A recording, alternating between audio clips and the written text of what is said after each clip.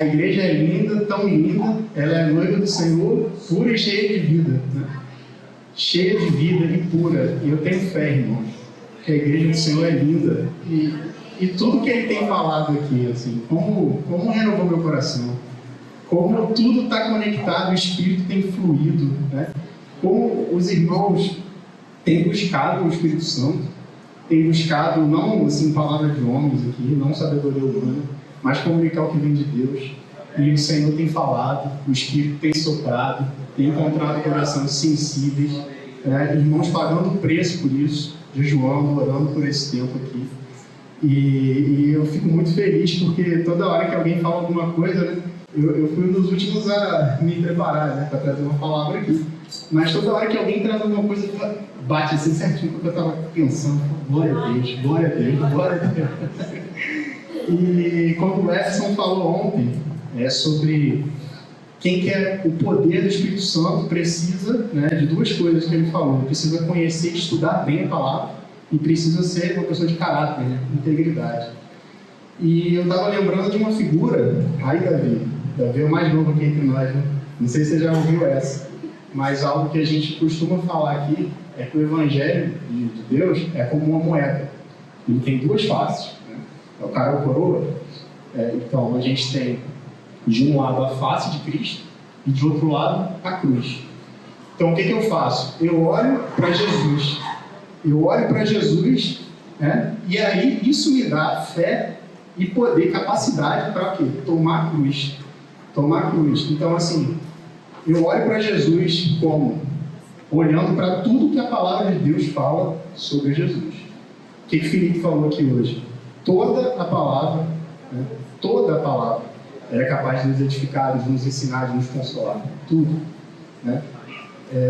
E o que os irmãos têm falado por outro lado? Né? Quando eu olho para Jesus, estudo a palavra, me aprofundo ali, através também da vida dos meus irmãos, eu tenho fé para seguir e fazer o que Diego falou, me negar, né? Fazer o que Tico falou aqui, né? Não ficar servindo maquinalmente. Né?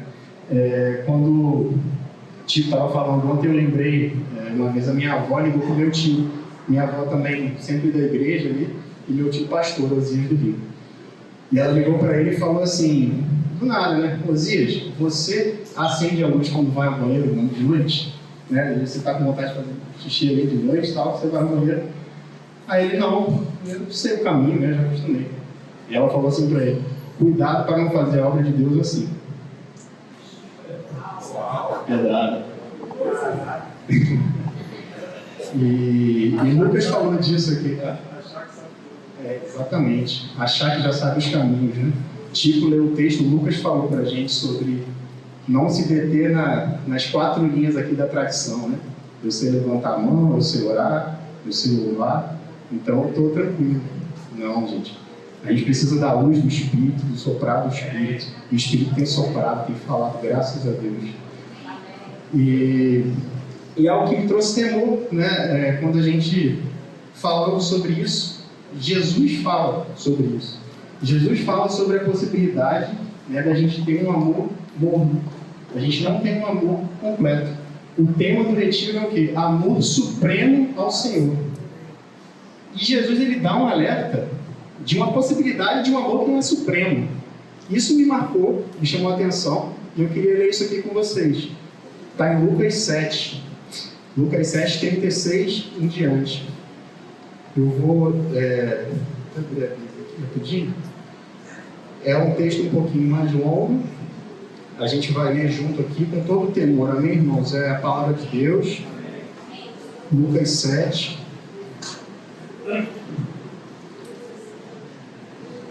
A partir do 36, quando Jesus é ungido por uma pecadora. Então, 7,36 fala, convidado, revista e atualizada, um segundo. A gente está na mesma tradução aqui. Convidou um dos fariseus para que fosse jantar com ele. Jesus, entrando na casa do fariseu, tomou lugar à mesa. E eis que uma mulher da cidade, pecadora, sabendo que ele estava à mesa na casa do fariseu, levou um vaso de alabastro com unguento. E estando por detrás, aos seus pés, chorando, regava-os com suas lágrimas e os enxugava com os próprios cabelos, e beijava-lhe os pés e os ungia com unguento. Ao ver isto, o fariseu que o convidara disse consigo mesmo: se este fora profeta, bem saberia qual é a mulher que lhe tocou, porque é pecadora. Dirigiu-se Jesus ao fariseu, e lhe disse: Simão, uma coisa tenho a dizer-te. Ele respondeu: dize-a, mestre. Certo credor tinha 2 devedores, um que lhe devia 500 denários e o outro 50. Não tendo nenhum dos 2 com que pagar, perdoou-lhes a ambos. Qual deles, portanto, o amará mais? Respondeu-lhe Simão: suponho que aquele é quem mais perdoou. Replicou-lhe Jesus: julgaste bem. E voltando-se para a mulher, disse: vês esta mulher? Entrei na tua casa e não me deste água para os pés. Esta, porém, regou os meus pés com lágrimas e os enxugou com seus cabelos. Não me deste ósculo. Ela, entretanto, desde que entrei, não cessa de me beijar os pés. Não me ungiste a cabeça com óleo, mas esta, com bálsamo, ungiu os meus pés. Por isso te digo, perdoados lhe são os seus muitos pecados, porque ela muito amou. Mas aquele a quem pouco se perdoa, pouco ama. Vou parar aqui e vou repetir o versículo 47. Por isso te digo, perdoados lhe são os seus pecados, porque ela muito amou. Mas aquele a quem pouco se perdoa, pouco ama. Obrigado. A gente não sabe muito bem o que essa mulher era. A palavra fala que ela era pecadora. Todo mundo sabia disso. Então era um pecado óbvio. Alguns relacionam aqui até o momento que ela tem a relação a uma prostituta. A gente não tem clareza disso. Mas ela era uma pecadora e era algo notório, todo mundo sabia. E ela vem até Jesus totalmente quebrantada e alcança misericórdia. E enquanto a gente estava aqui ontem, o testemunho de Marcelo me tocou. Ele veio aqui e falou, com o olho cheio de lágrimas, sobre o que Deus fez na vida dele. E o tempo que ele estava ali no mundo, e coisas que ele experimentou que não deveria ter experimentado. E era possível ver, Marcelo, no seu rosto a gratidão, assim, no teu olhar, o quanto você se sente amado pelo Senhor. Isso me alegrou muito. E cadê? Rafa está aí também? Acho que eu estava falando com o Rafa esses dias sobre o testemunho dele, e ele me falando: pô, Paulo, eu já fiz tanta coisa errada, tenho experimentado tanto do Senhor. Eu vejo os irmãos e eu quero que eles experimentem o mesmo que eu. Pô, logo eu aqui já fiz tanta besteira e o Senhor tem me falado tanto. Quanta gratidão nesses testemunhos que eu percebo, que eu sinto, que como me alegra. Mas aí eu quero falar também de um outro lado. Quem aqui tem menos de 15 anos para baixo? 15, 16 anos? Levanta a mão aí só para eu ver aqui. Meu amigo João Pedro, tem M ali. Cadê Arthur? Aqui tem Nath. Gente, eu posso quebrar o protocolo um pouquinho aqui? Eu quero que vocês venham aqui para frente. Sentem aqui mais perto de mim, porque eu creio que muito dessa palavra é para vocês. Pode vir, fica aqui, ó. Fica aqui, pode vir, fica à vontade. Vou quebrar o protocolo um pouquinho. Eu preciso da atenção completa, do Pedro também, a atenção completa de vocês, porque o meu testemunho é um pouco parecido com o de vocês. Eu fui batizado com 10 anos, eu era bem novinho, e eu não experimentei muita coisa do mundo, não. Eu era muito novo, nunca usei droga, nunca tinha feito muita besteira. Mas, irmãos, isso nos coloca... Todo mundo está aqui? Você pode dar tudo já.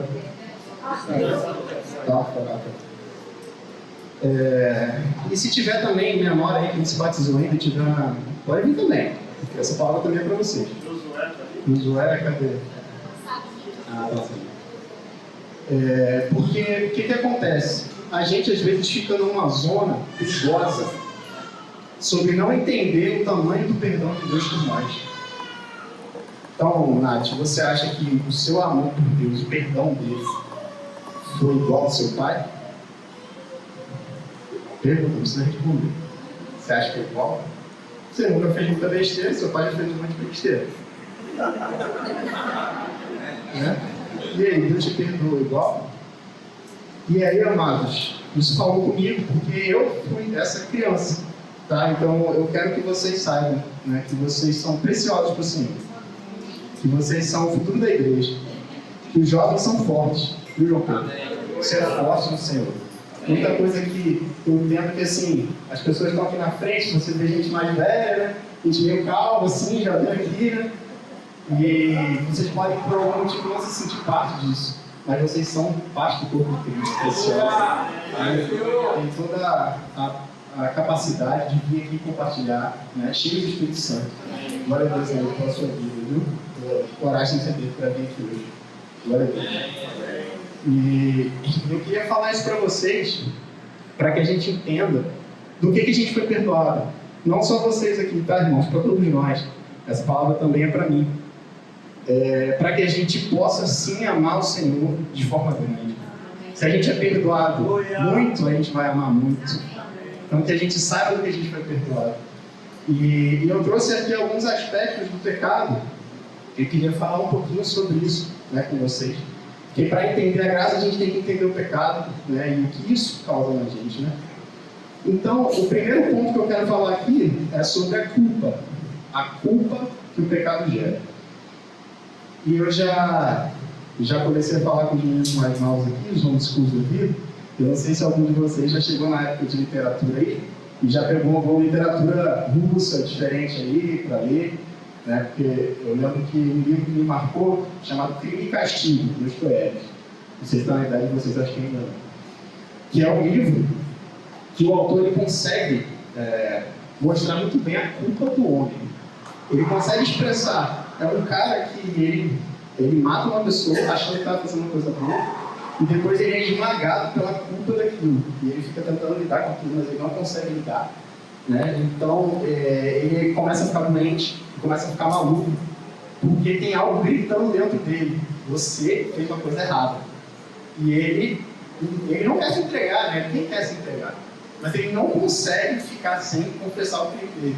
Que aquilo esmaga e persegue ele. E isso é só um exemplo do que a culpa causa. E essa culpa, amados, ela é universal. Né? Após a queda do homem, todo homem tem... Aí, se puder botar o próximo versículo, Romanos 2, porque Romanos fala que existe uma lei gravada no nosso coração. Mesmo aqueles que não têm Deus, tem uma lei gravada no coração, que diz o que é certo e o que é errado. Então, mesmo que você não conhece a Bíblia, você tem algo no teu coração. E se você faz o que é errado, você é acusado. Tá? Você sente culpa. É uma das coisas que o pecado traz, que o homem sem Deus tem. Tá? Então, isso aqui, a gente nasce com esse senso de culpa. Né? E o homem sem Deus, o que ele faz? Ele tenta aliviar essa culpa de alguma forma. Né? O que ele vai querer fazer? Vou fazer boas obras aqui, vou doar um dinheiro, né, para uma instituição, vou ajudar aqui crianças carentes. Né? Ou então ele vai para outro caminho e fala, não existe Deus. Não existe Deus. Né? Não, isso, vamos falar aqui que Deus já morreu, que Deus está morto, você já ouviu essa frase, porque aí eu vou me livrar de uma obrigação moral de atender o que o meu coração está falando que eu tenho que fazer o que é certo, porque eu sou pecador. Então, essa culpa, amados, persegue todos os homens naturais, os homens sem Deus. Né? E a gente era assim. E quem fala muito sobre culpa na palavra é Davi. Então, às vezes a gente não entende algumas coisas, né? Mas Davi ele tem sete salmos que são voltados, né, para essa situação dele de arrependimento, quebrantamento e culpa. 38, 51, 102 são mais conhecidos. Eu queria ler com vocês o 51. Na NVI fala assim: lava-me de toda a minha culpa e purifica-me do meu pecado, pois eu mesmo reconheço as minhas transgressões e o meu pecado sempre me persegue. Sempre me persegue. Então Davi, um homem justo, um homem de Deus, quando ele saiu da presença de Deus e pecou, o que ele sentia? É que nem aquele sonho que você não consegue correr, Você tenta correr, mas tem um negócio te perseguindo. Isso é um pecado. E o homem não consegue se desfazer disso sozinho. Não consegue sozinho. E no 38, 18, o que ele fala? Confesso a minha culpa, em angústia estou por causa do meu pecado. Então, o pecado, ele traz culpa, ele traz angústia e o quê? Acusação. Então você fica sendo acusado por aquilo ali. Tá? Então isso é uma das coisas, culpa. Quero passar para a próxima aqui. O que o pecado traz? Também a catequese aqui. Escravidão. Então o homem, ele não só se sente culpado, mas simplesmente ele não consegue parar de fazer aquilo que faz ele se sentir culpado. O cara vai, erra, peca, briga com a mãe, com o pai, xinga ali a mãe e o pai, e fica triste. Mas depois ele faz o quê? Ele faz de novo. Porque ele é escravo do pecado. Isso é o homem sem Deus, meus irmãos. Então, João 8,34, o que Jesus fala? Todo que comete pecado é escravo. É escravo. E o escravo ele não tem opção. O escravo ele está aqui, ó, tem um cara aqui ó, com um chicote atrás dele. Então, não quero trabalhar não. Não quer? Toma, vai trabalhar sim. E é isso que o homem é sem Deus. Ele é escravo, ele não consegue fazer o que ele quer.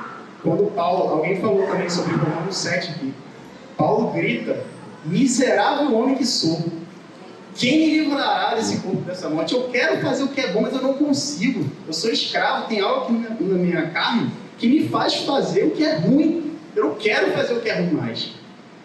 Esse é o clamor do homem pecador sem Deus. E um exemplo, né, que a gente consegue ver mais próximo assim, à nossa realidade, são as pessoas viciadas, que têm algum vício químico, né, principalmente aí, que às vezes tem que ser o quê? Colocadas num local em que elas não podem ter acesso, ou não podem ficar livres, né? Às vezes elas têm que ser enclausuradas, tamanho o desejo de consumir alguma coisa, né, que acaba sendo além da vontade da pessoa, algo que se torna químico. E isso é um exemplo, né, da escravidão ali a um elemento, né? Então o pecado, irmãos, além da culpa, ele traz escravidão. E eu queria falar mais uma terceira coisa, e eu fiquei muito feliz com o Espírito, né, quando o John trouxe esse vídeo. Vocês vão entender por quê. Porque o terceiro ponto que eu quero falar é sobre a corrupção do pecado. Porque o pecado, além de trazer culpa e escravidão, ele entrou na carne do homem e fez o quê? Que nem um câncer. O câncer ele vai se multiplicando e vai degenerando o homem. E qual vocês acham que é a figura mais clara do Velho Testamento sobre o pecado? Deus não podia mostrar, a lepra. Deus não podia mostrar tão claramente o que era uma pessoa ser morta por dentro, ser corrupta por dentro. Mas ele podia mostrar o que era ser por fora. E a lepra é um exemplo excelente da corrupção do pecado. Por quê? Não tem cura. Você está leproso, vai morrer leproso. Ela é progressiva, né? Vai ficando cada vez pior. E tem um terceiro ponto que o vídeo que John trouxe falou muito bem, que é a exclusão social. O leproso, ele não podia ficar perto de outras pessoas. Você pegava a lepra, você tinha que ficar lá longe, fora da cidade. Se alguém chegasse perto de você, você tinha que gritar: eu sou leproso, eu sou leproso. Imagina a humilhação, você já está ali todo ferido, como o João mostrou, né? Tem uma alma ferida, e se alguém quisesse tocar em você, você não podia deixar, tinha que gritar: sai, senão você pode pegar essas doenças que eu tenho. Então, meus amados, só queria trazer um pouco disso aqui. O que é o homem sem Deus? O homem sem Deus, ele é culpado. Ele tenta fugir dessa culpa e ele não consegue. Ele é escravo. Ele não consegue parar de fazer, mesmo quando ele quer, né? E ele é corrupto. Então, é impressionante, né? Que com a luz do Novo Testamento, a gente começa a ver a beleza do Velho Testamento. E como há figuras ali que Deus fala muito bem conosco, né? Então vamos lá, deixa eu voltar para a mulher. Eu comecei lendo aqui, né, sobre a mulher pecadora. Fiz uma pausa para a gente entender o que é um pecado. E agora, voltando para isso, de alguma forma, aquela mulher ali viu em Jesus a capacidade de perdoar pecados. Que precioso, que precioso. E eu fiquei pensando assim, tá, mas uma coisa é a gente olhar, né, essa história e pensar, legal, Jesus, a gente sabe que Jesus é filho de Deus. Mas aquela mulher era uma mulher provavelmente judia. E o povo judeu, meus irmãos, eles são criados na leitura principalmente da Torá, né, conheciam muito bem a palavra, e eles aguardaram o Messias por milhares de anos, por muito tempo. Então, a condição que aquela mulher se encontrava, né, é diferente da nossa. E eu queria fazer uma reflexão com vocês sobre isso, sobre o que aquela mulher pensava, né, quando ela chegou para Jesus e entendeu que Jesus podia perdoar os seus pecados. Então, eu queria fazer um passeio aqui no Velho Testamento. Graças a Deus, porque Filipe já foi usado pelo Senhor para nos falar aqui que toda a Escritura ela é proveitosa, né? E eu estava conversando com Ana Paula ontem sobre o Velho Testamento, né? Sobre como às vezes a gente tem um pouco de dificuldade de ler o Velho, né? Porque é uma linguagem às vezes mais travada, né? Tem muitas figuras que a gente não entende muito bem. Mas uma coisa que ficou forte para mim é que Deus trabalha com progressão de revelação. Então, ele não simplesmente mandou Jesus do nada. Ele preparou aquilo por milhares de anos e com muitas figuras. Então, vamos lá. Inácio está aprendendo com matemática agora. Você lembra? Sério, você conhece? Soma e subtração você já sabe. Já sabe. Agora é uma pessoa mais velha. Marcelão, você lembra com que idade você começou a aprender limites, derivadas e integrais? 18, 19. Por que Nath, já logo no primeira série que ela vai aprendendo matemática, ela não aprende conceitos complexos, né? Números complexos, limites, derivados? Por quê? Marcelão que demorou 18 anos. Ele foi aprendendo aí soma, subtração, depois ele aprendeu a dividir, multiplicar, né? Raiz, potenciação, equações de primeiro e segundo grau, Pitágoras, foi aprendendo. Aí daqui a pouco, ele, passados mais de 10, 12 anos que ele começou a aprender conceitos mais complexos. Porque se chegar logo para o nativo e mostrar o que o Marcelo aprendeu, você não vai entender nada. Porque exige uma progressão. E Deus falou assim, Deus usou essa ferramenta, progressão de revelação. Então eu quero que vocês imaginem aqui, comigo, desse lado direito aqui é Gênesis. E naquela ponta de lá no púlpito é Apocalipse. Tá? Só para dar um exemplo aqui mais espacial para a gente acompanhar. Eu falei de pecado e agora eu quero falar para vocês de expiação. Do conceito de expiação que está na palavra. Que é a mesma coisa de propiciação. São palavras diferentes, mas no mesmo sentido. Que é o conceito de quê? Tirar a culpa. Existe uma palavra no grego chamada hilasterion. Tirar a culpa, desviar a ira. Desde o primeiro pecado, já existia uma sementinha ali, lá no Gênesis aqui, lá no Gênesis, sobre a propiciação. E amados, uma verdade maravilhosa sobre a Bíblia. É tudo sobre Jesus. Tudo sobre Jesus. Então lá em Gênesis você vê as sementes. Aí pelos profetas você vê crescendo. Mas é sempre sobre a obra redentora e salvadora de Jesus. Tem uma frasezinha na minha Bíblia escrita, né? Jesus é a chave que abre todas as Escrituras. E ali no primeiro, desde a queda do homem, se quiser passar aí, o Gênesis 3:21. Então, primeiro pecado, aqui em Gênesis, né? O homem se rebelou, o homem foi independente. E o que Deus fez? Deus fez vestimenta de peles para Adão e sua mulher e os vestiu. O primeiro pecado foi acompanhado por uma ação de Deus, que foi o quê? Matar um animal inocente. E cobrir o homem com essas vestes que o próprio Deus providenciou. Glória a Deus. E aí o povo via o primeiro sinal de expiação. Primeira vez que aparece na Bíblia. E agora, não passa ainda não. Eu vou caminhar um pouquinho aqui para Êxodo. Então a gente falou do primeiro sacrifício. Quem arrisca aí o sacrifício que aparece lá em Êxodo? Êxodo, algo que foi marcante para o povo que estava aprisionado. A paz, aleluia. Pode passar lá. Então, beleza. Eu comecei a entender que perdão de pecados tem que morrer algum animal, né? E que era coberto, o homem e a mulher foram cobertos pela pele desse animal. Em Êxodo, a gente tem um contexto já progrediu, porque o povo estava num contexto de escravidão. Eles eram escravos ali naquela terra. E o que Deus faz? Fala aqui, ó, aos 10 deste mês, cada família tomará para si um cordeiro, segundo a casa dos pais, um cordeiro para cada família. Então, agora a gente já tem um contexto de que a morte de um animal, trazendo libertação para o povo, e outra, o sangue desse animal sendo colocado nos umbrais, para quê? Para que Deus visse e se agradasse daquilo. Deus olhava e via justiça no sangue, não daquele povo, mas daquele animal que morreu. Aleluia, mais uma sementinha da expiação. Aleluia, vamos mais um passo, vamos para Levítico. O Everson já deu spoiler ontem. O Everson falou sobre Levítico aqui.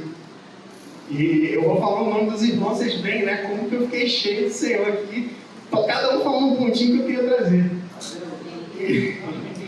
E aqui em Levítico, irmãos, isso aqui é a figura, acho que mais clara, né, sobre a expiação de todo o Velho Testamento. Porque a gente sabe que o homem só entrava na presença de Deus o quê?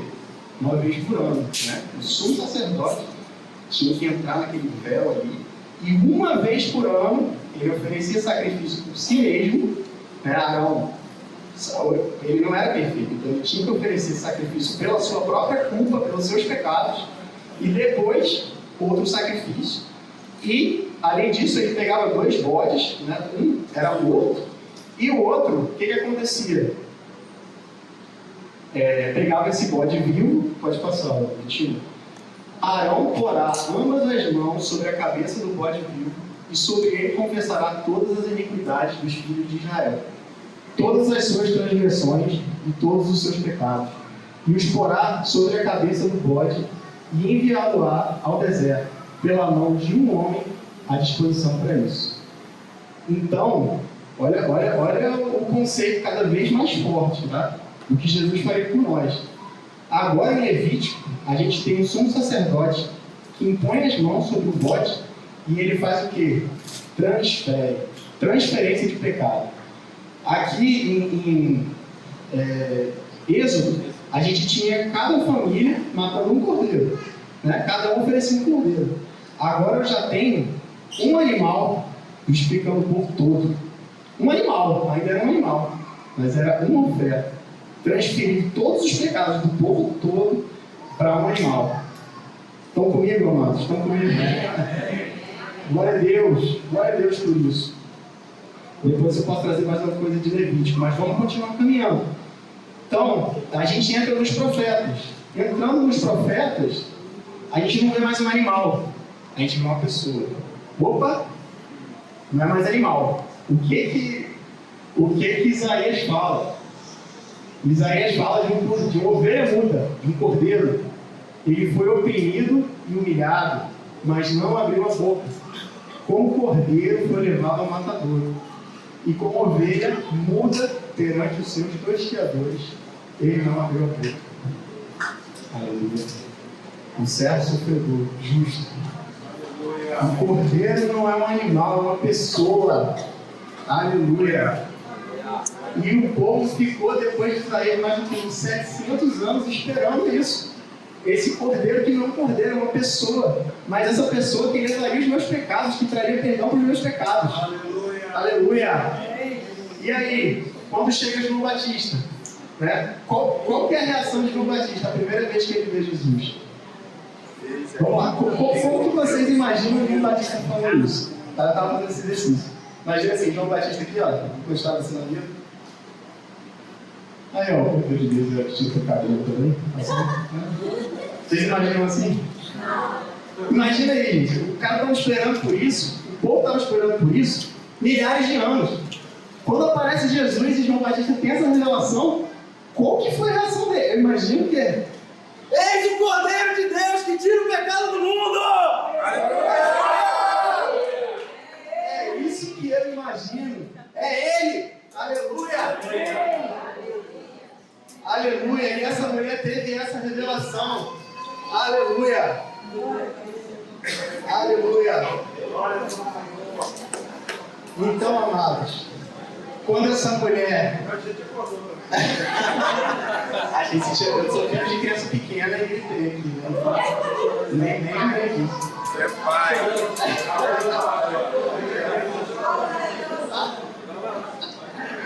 Seu filho. É meu filho, mas é. Tomara seja. Tomara.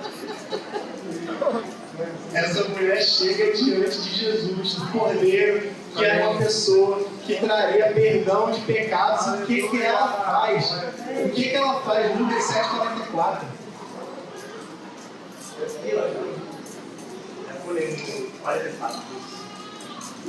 Voltando-se para a mulher, disse a Simão: o que Jesus fala dela? Veio esta mulher, entrei em tua casa e não me deste água para os pés. Esta, porém, regou os meus pés com lágrimas e os enxugou com os seus cabelos. Irmãos, a mulher estava diante daquele esperado, aguardado, por anos, milhares de anos, e ela se prostra. Alguém mandou essa mulher chorar e lavar os pés de Jesus?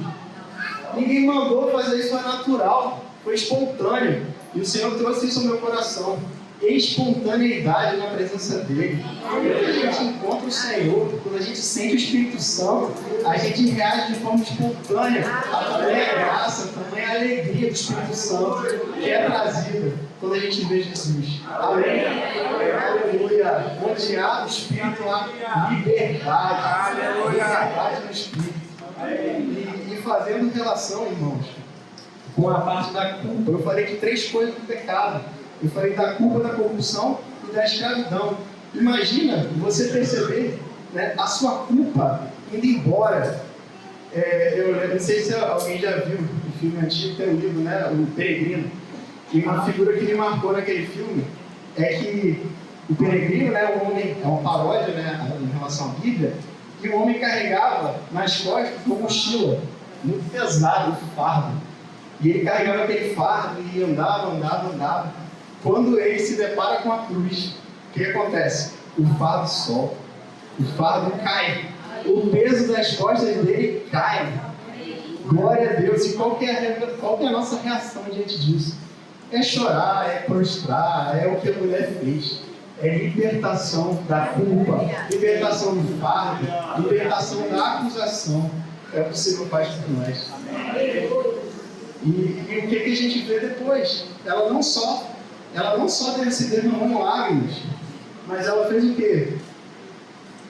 Entretanto, desde que cheguei, não cessa de me beijar os pés. Amados, eu ouvindo também Lucas falando sobre escravo por amor, né? E lembrando qual que era a prática dessa época. Quem que era responsável por lavar os pés? Os escravos. Então, o escravo, o piorzinho de todos ali, né, que não sabia fazer nada, não sabia fazer construção, não sabia fazer mais nada, ficava ali lavando os pés, né, das pessoas. Olha a posição que essa mulher se coloca. Lembra que a gente falou de escravidão? Eu quero trazer isso aqui. Libertação de escravidão.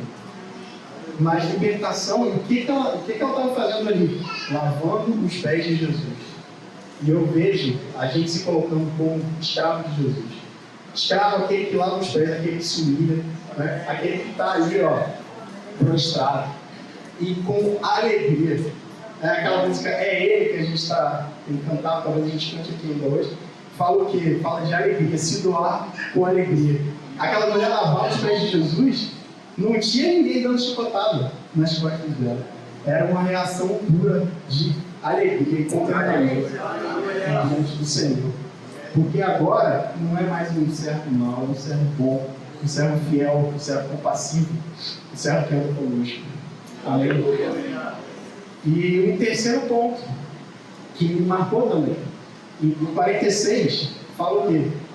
Que ela ungiu com bálsamo os pés de Jesus. E é até uma curiosidade que eu não sabia. Fala que ela traz um vaso de alabastro com unguento. E alabastro não sei se vocês sabiam, eu não sabia, mas é como se fosse uma pedra branca, né? Então quando fala vaso de alabastro, é o material com que o vaso é feito. E dentro desse vaso de alabastro tinha o quê? Um unguento. Outras passagens falam de nardo, né? E esse nardo, esse perfume, é um negócio muito caro. Né? A gente sabe que nessa época era difícil de fazer. E em outros relatos, pela quantidade que é colocada ali, dá para perceber que custava muito caro, custava muitos denários, ou seja, meses de trabalho de um trabalhador comum. O que eu quero dizer? Essa mulher trouxe algo muito precioso. Não foi ali um perfuminho natura ali que ela comprou ali na farmácia. Foi algo que ela pode ter ficado muito tempo da vida dela para juntar aquele dinheiro para comprar aquele negócio. Então eu vejo ela trazendo algo que talvez seja a coisa mais preciosa que ela tinha. E o que? Derramado aqui nos pés de Jesus. O que ela tinha de precioso, terreno, ela jogou tudo aos pés de Jesus para dar para o Aleluia. Isso não foi, amados, por obrigação, isso foi uma reação de contemplar, aleluia, de gratidão. Aleluia, de contemplar o Senhor. E só linkando para a gente não esquecer, a gente falou por último de corrupção. Jesus, ele nos regenera, ele nos faz nova criatura.